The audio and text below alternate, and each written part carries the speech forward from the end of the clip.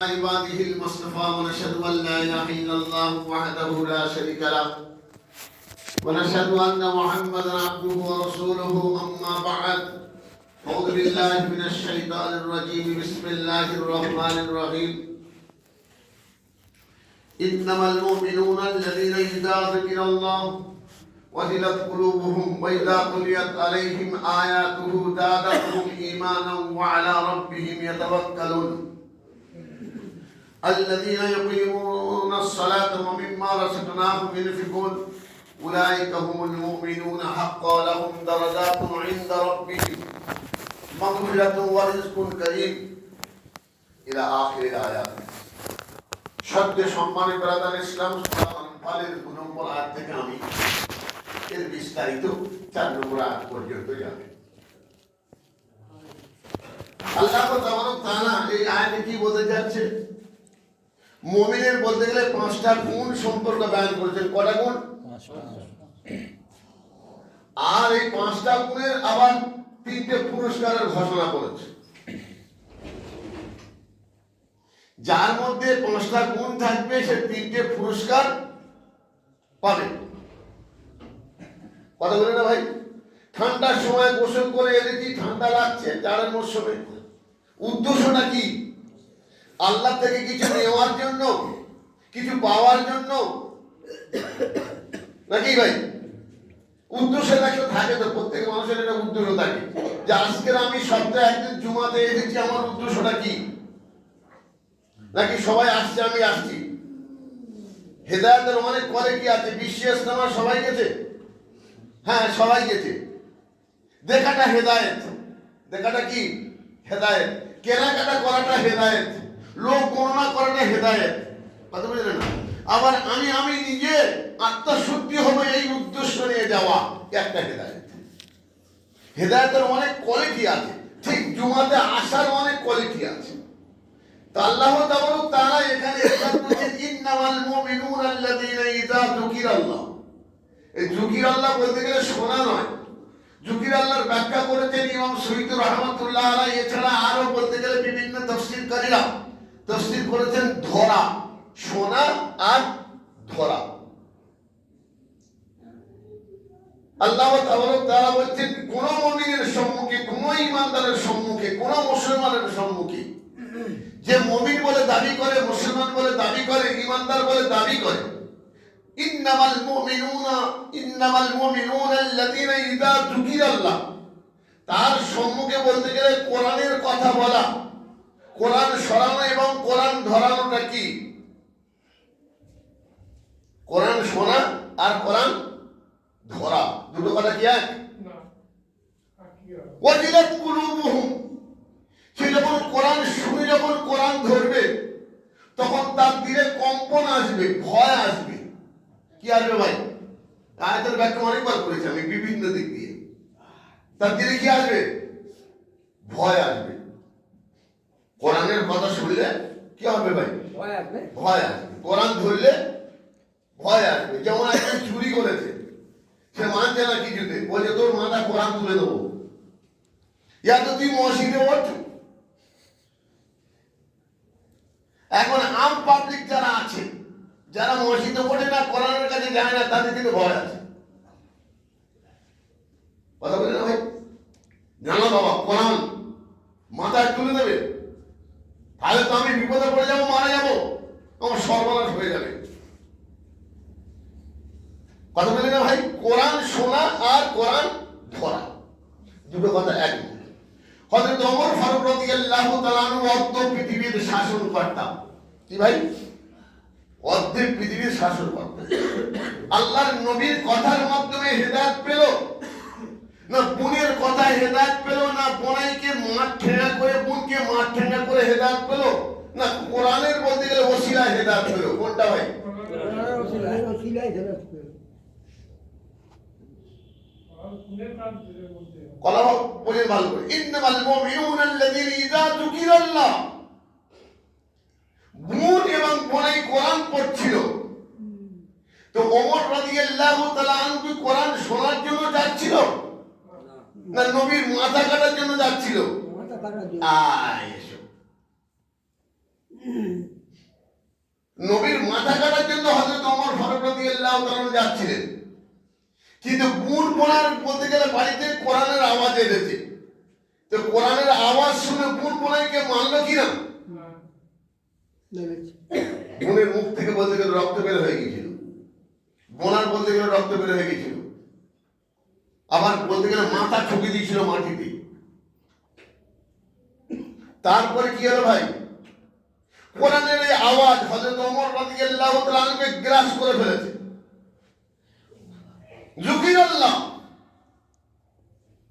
হে বোন, তুমি কি জিজ্ঞেস করছো? কি পড়ছো তুমি? এটা কি পড়ছো? বলছে আমি এটা কোরআন পড়ছি। কোরআনটা কি? বলছে কোরআনটা তুমি ওই সময় বুঝবে যখন তুমি পবিত্র হবে। ভাই কথা বুঝে গেল? পবিত্র হবে।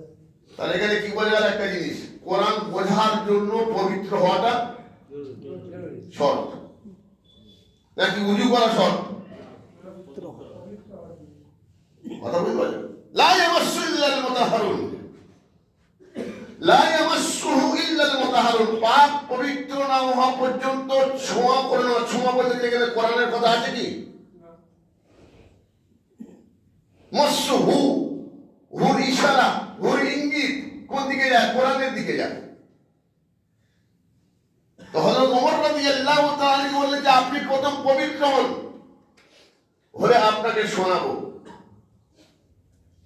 তো হযরত ওমর রাদিয়াল্লাহু তাআলা পবিত্র হলেন কিনা ভাই? লাঘা করে নিলেন, গোসল করে নিলেন, পবিত্র হলেন।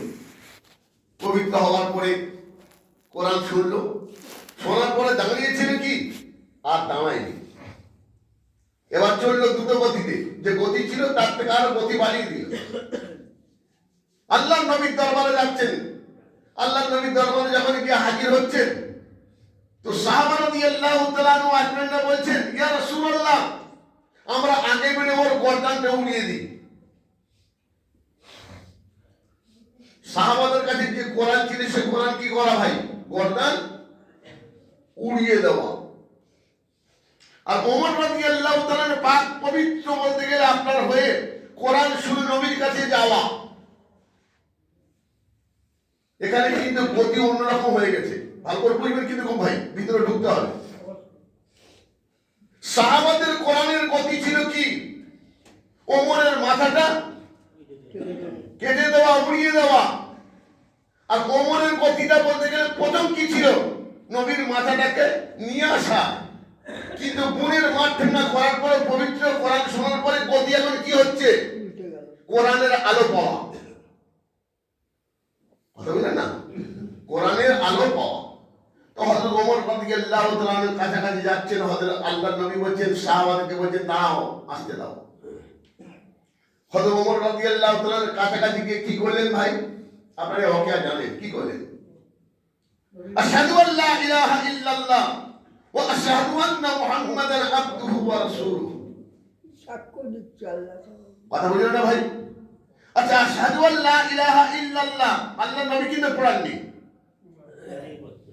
হযরত ওমর রাদিয়াল্লাহু তাআলা পড়লেন আশহাদু আল্লা ইলাহা ইল্লাল্লাহ ওয়া আশহাদু আন্না মুহাম্মাদান আবদুহু ওয়া রাসূলুহু। কথা বলা বলি। এই এতটুকু ওয়াকিয়া আমি আপনাদেরকে জানিয়ে অন্য জায়গায় সরে যেতে পারছি। হযরত ওমর রাদিয়াল্লাহু তাআলা মধ্য পৃথিবীর শাসনকর্তা।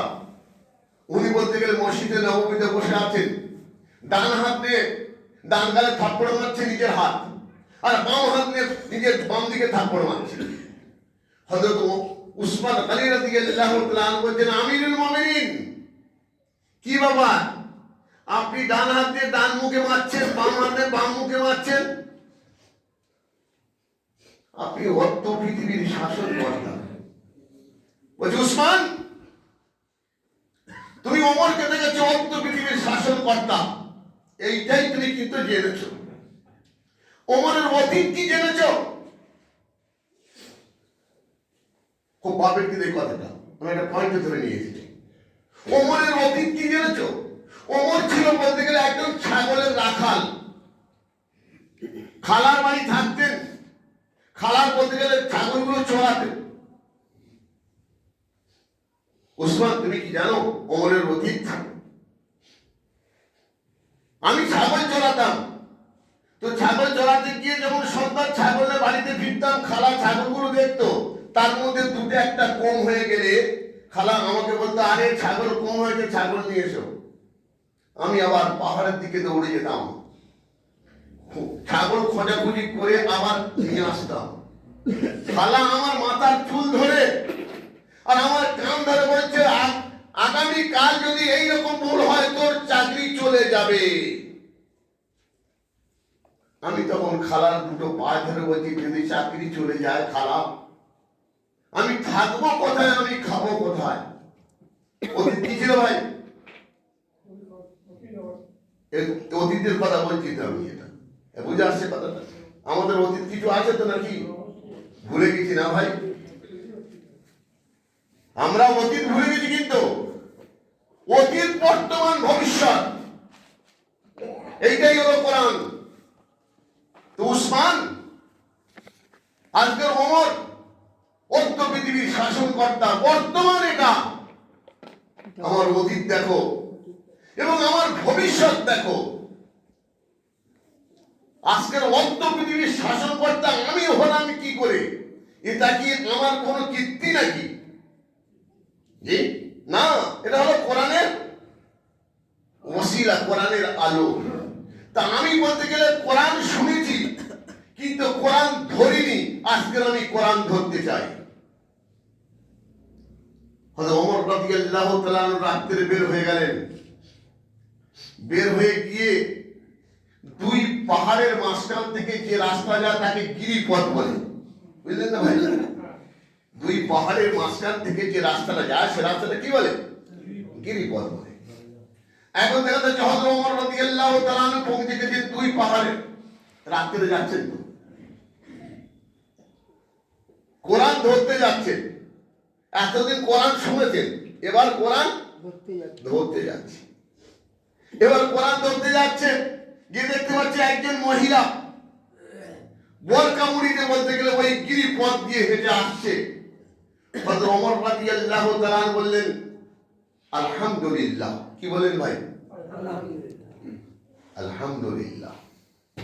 হযরত মুসা নবী আলাইহিস সালাম তুর পাড়ে গিয়ে, যখন তুর পাড়ে গেলেন, আল্লাহ তাবারক তাআলা জিজ্ঞাসা, মুসা তুমি কেমন আছো? কি বললা? আলহামদুলিল্লাহ। মুসা নবী আলাইহিস সালাম আল্লাহকে জিজ্ঞাসা করছে, আল্লাহ আপনি কেমন আছেন? আল্লাহ কি বলবে? আল্লাহ কিছু বলতে হবে তো? আল্লাহ জিজ্ঞাসা করেছে মুসাকে, এ মুসা কেমন আছে? বলে আলহামদুলিল্লাহ। আর মুসা নবী আলাইহিস সালাম জিজ্ঞাসা করছে, আমি যদি এই জায়গা রেখে এই জায়গা চলে এলাম বোঝানোর জন্য, আল্লাহ আপনি কেমন আছেন? আল্লাহ বলছে আমি কেমন আছি? ইযহাব ইলা ফিরআউনা ইন্নাহু তাগা ফাকুল হাল লাকা ইলা আন তাযাক্কা ওয়া হাদিয়াকা ইলা রাব্বিকা ফাতাখশা ফাআরাহু আল-আয়াতুল কুবরা ফাকাদ্দাবা ওয়া আসা সুম্মা আদবারা ইয়াসা ওয়া হাশারা ফানাদা ফাকালা আনা রাব্বুকুমুল আ'লা। ইযহাব ইলা ফিরআউনা ইন্নাহু তাগা। তাগা মানে তাগুত শক্তি। ফিরআউন বিদ্রোহ ঘোষণা করেছে। তা আমাকে যদি তুমি বলতে গেলে কেমন আছে দেখতে চাও, তাহলে ফেরাউনের কাছে যাও। কথা বললেন না ভাই? মুসা নবীর উপর কি কিতাব নাযিল হয়েছিল? আরে বলুন না। তৌরাত নাযিল হয়েছে। বলা অসুবিধা কোথায়? নামাজ সব পড়তে এসেছি। ইসলামের ইতিহাসগুলো জানতে হবে। মুসলমান একজন তার দরকার ইতিহাস, যার ইতিহাস নেই তার কোনো পরিচয় নেই। তো তৌরাত নাযিল হয়েছে। তো মুসা নবী আলাইহিস সালাম ওই সময় বলেছিলেন, না আজকে আমি তৌরাত ধরেছি। এতদিন তৌরাত শুনেছি, আজকে আমি মুসা তৌরাত কি করলাম? ধরেছি। ইযহাব ইলা ফিরআউনা ইন্নাহু তাগা। আল্লাহ তৌরাত আমার হাতে ধরিয়ে দিল। এতদিন আল্লাহ পাক আমাকে শুনিয়েছেন, আজকে আমার তৌরাত ধরিয়েছেন। তো হযরত ওমর ফারুক রাদিয়াল্লাহু তাআলা আনহু কি বললেন? আলহামদুলিল্লাহ, সমস্ত প্রশংসা আল্লাহর জন্য। কারণ ওই মহিলা গিরিপথ ধরে একা হেঁটে আসছে দূর থেকে। আচ্ছা, মহিলার চেহারা দেখা যাচ্ছিল কি? না, দেখা যায়নি। বর্ণ মহিলা আছে। ওয়াল্লাযীনা ফুরুজুহুম হাফিজুন। পর্দা পুরুষদের মধ্যে থাকা হলো কি ফরজ, পর্দা করাটা হলো ফরজ। নারীর জন্য পর্দা করা ফরজ, আর ছেলেদের জন্য গা খুলে চলাটা অধিক। হাঁটুর ওপর কাপড় দেওয়াটা এটা অধিক।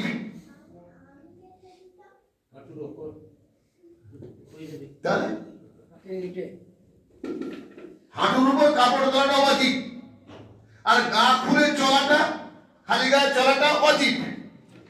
আর নারীদের জন্য বোরকা পরাটা ফরজ। আমার জন্য ফরজ নেই কি গো ভাই?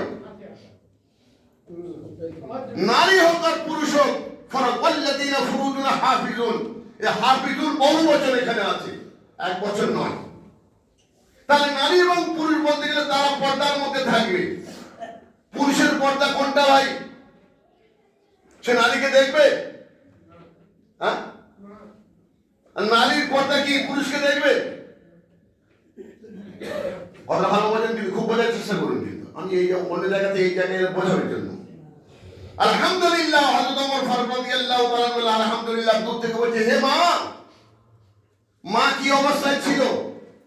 মা বলতে গেলে গিরিপথ দিয়ে হেঁটে হেঁটে আসছে, আর কি বলছে? ইন্নামাল মুমিনুনা আল্লাযীনা ইযা যুকিরাল্লাহু ওয়াজিলাত কুলুবুহুম ওয়া ইযা তুলিয়াত আলাইহিম যাদাত ঈমানান ওয়া আলা রাব্বিহিম ইয়াতাওয়াক্কালুন আল্লাযীনা ইউকিমুনাস সালাতা ওয়া মিম্মা রাযাকনাহুম ইউনফিকুন উলাইকা হুমুল মুমিনুনা হাক্কান লাহুম দারাজাতুন ইনদা রাব্বিহিম মাগফিরাতুন ওয়া রিজকুন কারীম। সূরা আনফালের এই আয়াত পড়ছি। এর অর্থটা কি ভাই? মুমিনের 5টা গুণ সম্পর্কে বয়ান করেছেন। যখন মা বলে ডেকেছে তখন ওই মহিলা, ওই মা 5টা গুণের কথা বলেছেন। কথা বললেন না ভাই? কটা গুণের কথা বলেছেন? 5টা গুণের কথা বলেছেন। আর বলছে তুমি আমাকে মা বলে ডাকছো। আর দেখো না, এই গিরিপথ ধরে আমি যাচ্ছি, আমার হাতে কোরআন আছে, আমার দিলে কোরআন আছে, আমি কোরআনের সঙ্গে আছি। আমার হেফাজতের জন্য কে? কোরআন যথেষ্ট। কথা বললেন না ভাই? তো মদিনাতে কোরআনের বলতে গেলে পার্লামেন্টে ছিল। মদিনা কি ছিল? কোরআনের পার্লামেন্টে বলতে গেলে মসজিদে নববী কোরআনের পার্লামেন্টে ছিল। কোরআনকে দেশ চলছে। কথা বুঝতে পারছেন ভাই আমার? এই জন্য যে আমরা বলতে গেলে কোরআন ধরবো। হয়তো ওমর ফারুক রাদিয়াল্লাহু তাআলার চোখ থেকে পানি আসছে যে মা তুমি একবার একটু দাও, ছেলে মনে করে দাও মা তুমি। আমি মা তোমার থেকে দূর থেকে কথা বলবো, আমি তোমার সন্তান। মা আজকে আমি কোরআন ধরতে চাই। তো কোরআন ধরিয়ে দিল হযরত ওমরের হাতে। কি ধরিয়ে দিল ভাই? ইন্নামাল মুমিনুনা আল্লাযীনা ইযা যুকিরাল্লাহ ওয়াজিলাত কুলুবুহুম ওয়া ইযা তুলিয়াত আলাইহিম আয়াতু যাদাতুহুম ঈমানান ওয়া আলা রাব্বিহিম ইয়াতাওয়াক্কালুন। মুমিনের 5টা গুণ, যে যখন মুমিনের সঙ্গে কোরআন তেলাওয়াত হয়, কোরআন ধরিয়ে দেওয়া হয়, তখন তার দিলে কি হয়? ওয়াজিলাত কুলুবুহুম, তার অন্তরে কম্পন আসে। কথা বুঝলেন ভাই? আর যে কোরআন শোনে আর কোরআন ধরে না, তার দিলে কি কম্পন আসবে না ভাই? কথা বুঝে আসছে? কি বললাম? আমরা কোরআন শুনছি না কোরআন ধরছি? আমাকে বলতে গেলে কিছুক্ষণ আগে শানু ভাই বলছে, মৌলানা সাহেব আপনি বলতে গেলে আজকে এই 40-42 বছর কেশবপুরে আছেন, একটা মানুষকে হেদায়েত করতে পেরেছেন? ভাই হেদায়েতের চাবিকাঠি তো আল্লাহর হাতে, বলার ডিউটি আমার। নবীর হাতে হেদায়েতের চাবিকাঠি নয়। ইন্নাকা লা তাহদি মান আহবাবতাহু। হে নবী, তুমি যাকে ভালোবাসো, মহব্বত করো, যাদেরকে নিয়ে আছো তোমার এই বস্তি মানুষদেরকে নিয়ে, 7টা গোষ্ঠীর মধ্যে আমি তোমাকে পাঠিয়েছি, এদের হেদায়েতের মালিক কে? আল্লাহ। এখন কেশবপুরের হেদায়েতের মালিক কে? নাকি আমার কথায় হেদায়েত হয়ে যাবে? যদি আমার কথায় হেদায়েত হতো তো বিশ্ব নবী 13 বছর মক্কার বুকে এত মানুষকে হেদায়েত করতে পারলেন না কেন? মাত্র 42 জন। কথা বুঝে আসছে ভাই? কতজনকে হেদায়েত করেছে? 42 জন। যখন বলতে গেলে কোরআন ধরিয়ে দিল, তখন কত মানুষ হেদায়েত হচ্ছে? এবার হাজার হাজার মানুষ হেদায়েত পেয়ে যাচ্ছে। তো কোরআন শোনানো আর কোরআন ধরিয়ে দেওয়া কথা এক নয়। আমরা কোরআন ধরেছি কি? জি, কোরআন ধরিনি, কোরআন শুনছি, এই জন্য হেদায়েত নেই। পরিবেশ আমাদেরকে বিগড়ে দিয়েছে। যেমন একটা উদাহরণ আমি দিই। আচ্ছা বলুন দেখি, আমার একটা বন্ধু আছে, সে হিন্দু। বাল্যকাল থেকে দুজন বলতে গেলে সেই এনফেন থেকে লেখাপড়া শিখছি। এবার বড় হলাম, হওয়ার পর আমারও বিয়ে হলো। আমার বলতে গেলে ছেলেপুলে, আমার বন্ধুরও ছেলেপুলে হয়নি। সে হলো নিঃসন্তান, আমি হলো সন্তানটা।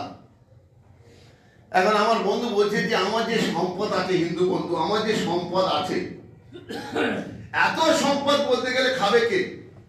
টাকা পয়সা, জমি জায়গা, কার কারবার। তো বন্ধু, তোমার সঙ্গে আমার বন্ধু তো আছে, একটা আমি আবদার রাখবো, তুমি মানবে কি? বলে যে তোমার বলতে গেলে একটা আওলাদ আমার দাও না, একটা ছেলে দাও না। আমি ভাবলাম আমারও টাকার লোভ, সম্পত্তির লোভ। আমি ভাবলাম যে অসুবিধা কিছু নেই, কারণ ও তো নিঃসন্তান, তো আর ছেলেগুলো হবে না।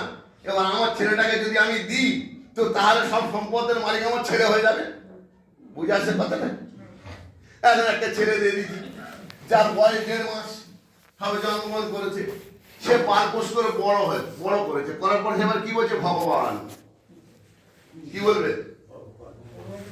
আমি বলছি আমি মুসলমানের একটা ছেলে জন্ম দিলাম, সে ভগবান কেন বলবে? আল্লাহ বলবে তো। আল্লাহ বলবে না? তার পরিবেশ কথা বুঝতে পারছে না ভাই। পরিবেশে গিয়ে কি বললো? ঠিক তার বিপরীত। আমার বন্ধু বলতে গেলে আমি নিঃসন্তান, সে আমাকে একটা সন্তান দিল। এখন আমি তার লালন পালন করে বড় করলাম, সে এবার কি বলছে? আল্লাহ। ভাই কথা বুঝতে পারছি? এখন কিছু মানুষ গর্ব করছে, বিশ্ব ইজতেমা হলো, সেখানে অনেক অমুসলমান ভাই এসেছে এবং তারাও দেখেছে এবং প্রশংসা পঞ্চমুখী হয়েছে। আচ্ছা, ওরা কি হেদায়েত পেয়েছে? পরিবেশ একটা তৈরি করে দিয়েছে। কথা বললেন না ভাই? পরিবেশ। এখন বলতে গেলে আমরা কেশবপুরের মানুষ, আমাদের সমাজ জীবন, আমাদের এই যে সমাজে বাস করি, সমাজ জীবনের একটা ধর্ম আছে। 13 বছর মক্কার বুকে আল্লাহ নবী দাওয়াত দিয়েছেন, তাদের সমাজ জীবনের একটা ধর্ম ছিল। আর এখন বর্তমানে আমাদের একটা ধর্ম আছে, সমাজ জীবনের ধর্ম। বুঝে আসছে কথাটা ভাই? আচ্ছা বলুন দেখি, এখন একটা ব্যক্তি খুব নেককার, সে মিথ্যা কথা মোটেই বলে না, সত্য কথা বলে। তার নামাজ 5 ওয়াক্ত নামাজ, আওয়াবিল, ইসলাম, 400 সালাতুত তাসবিহ, তাহাজ্জুদ, জিকির, ফিকির, তেলাওয়াত কিছু বাদ নেই।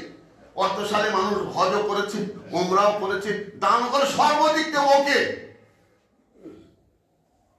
কথা বলে না ভাই? সর্বদিক আমার তাকে কি বলবো? হুদাল লিল মুত্তাকিন, পরিপূর্ণ হেদায়েত, খোদা বিরুদ্ধা। কিন্তু আল্লাহ কি বলছেন? না, ওর মধ্যে খোদা বিরুদ্ধা নেই, ওর হাতে কোরআন নেই, ও কোরআন ধরেনি। হুমুল মাউত ক্বালান নবী সাল্লাল্লাহু আলাইহি ওয়াসাল্লাম, ভাবির জন্য হলো দেওর মউত জনক। কি গো ভাই? কি বললাম? ভাবির জন্য দেওর মউত জনক। হুমুল মাউত ক্বালান নবী সাল্লাল্লাহু আলাইহি ওয়াসাল্লাম। নন্দায়ের জন্য সেরজ মউত জনক, বোনার জন্য শালি মউত জনক, চাস্তো ভাই চাস্তো বোনের জন্য মউত জনক, মামাতো ভাই ফুটো বোন মউত জনক। হুমুল মাউত ক্বালান নবী সাল্লাল্লাহু আলাইহি ওয়াসাল্লাম। এই সমাজে, এই যে আমাদের সমাজ জীবনের যে ধর্ম, বাতিল করতে পারবো?